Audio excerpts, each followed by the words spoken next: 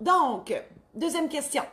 Fabrice de Saint-Benoît-Labre. Saint-Benoît-Labre, on a une congrégation religieuse pas loin d'Amos qui s'appelle Saint-Benoît du Labre. J'imagine que ça vient, il doit y avoir un lien quelque part avec un nom comme ça, c'est sûr. Fabrice. Bonjour. Mon conjoint s'est associé à une autre personne pour faire l'achat d'une petite entreprise. L'entreprise a deux propriétaires, mon conjoint et l'autre personne. Pour le financement de mon conjoint, nous avons utilisé notre marge proprio, marge à laquelle je suis associée, car c'est notre compte conjoint. Première question. Comme l'entreprise n'est pas à mon nom, comment me protéger si nous venions à nous séparer? Je vais toutes les poser, puis on va répondre ensemble. Mon Dieu, pourquoi je me complique la vie? Il y avait un mot, là, ensemble, en même temps. Donc, comme l'entreprise n'est pas mon nom, comment me protéger si nous venions à nous séparer? Donc, vous avez peur à la séparation que, en fait, l'argent que votre conjoint aura investi provenant de la marge. Donc, on comprend que c'est comme un peu vous, Fabrice, qui avez investi dans l'entreprise, puis vous voulez récupérer ça si ça ne va plus avec votre conjoint. Deuxième question, j'ai financé à 50% la part de son achat. Doit-on notarier un papier qui prouve que je suis derrière son financement? Finalement, je vais y répondre séparément. La réponse, c'est oui.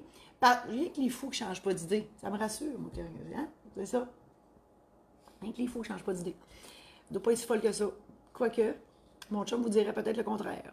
Voilà. Alors oui, nécessairement, on appelle ça une reconnaissance de dette parce que c'est sûr que le verbal, c'est une chose, mais quand ça ne va plus dans un couple, ben on est rarement d'accord.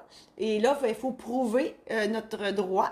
Dans ce cas-ci, c'est une créance que vous avez contre votre conjoint. Et la créance, c'est sûr que si c'était par contrat notarié, consigné dans un contrat notarié de reconnaissance de dette, donc votre conjoint reconnaît vous devoir des sous, c'est beaucoup plus facile de pouvoir les récupérer par la suite. Dernière question.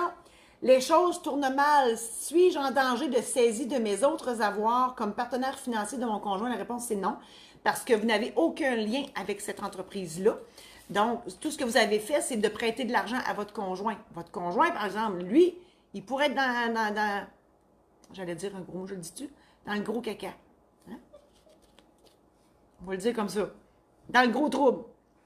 À ce moment-là. Donc, lui pourrait, parce que je suis certaine, s'il a emprunté des sous partout, avec des créanciers, je suis certaine qu'il a cautionné personnellement les obligations de l'entreprise, si l'entreprise elle est incorporée. Si elle n'est pas incorporée, c'est encore pire.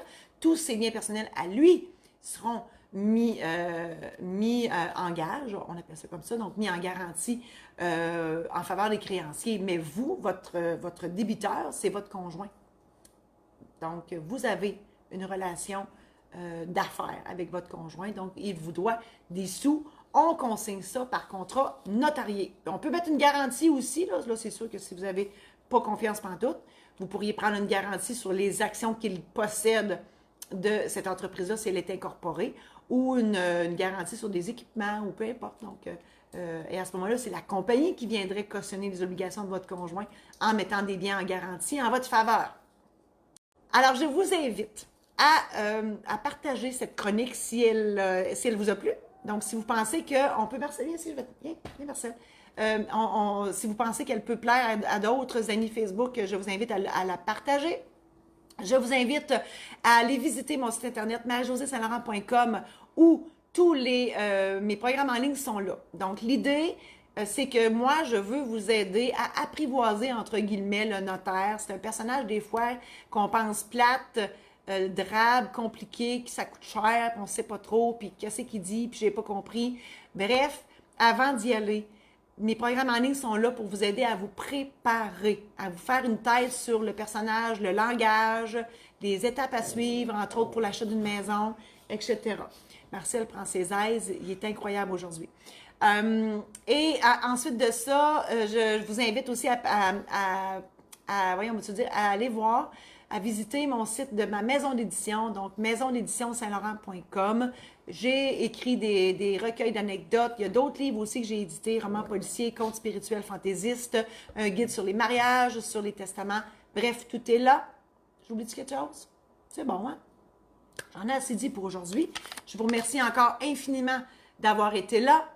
Et d'ici la semaine prochaine, je vous souhaite une belle fin de semaine. On se revoit mercredi prochain.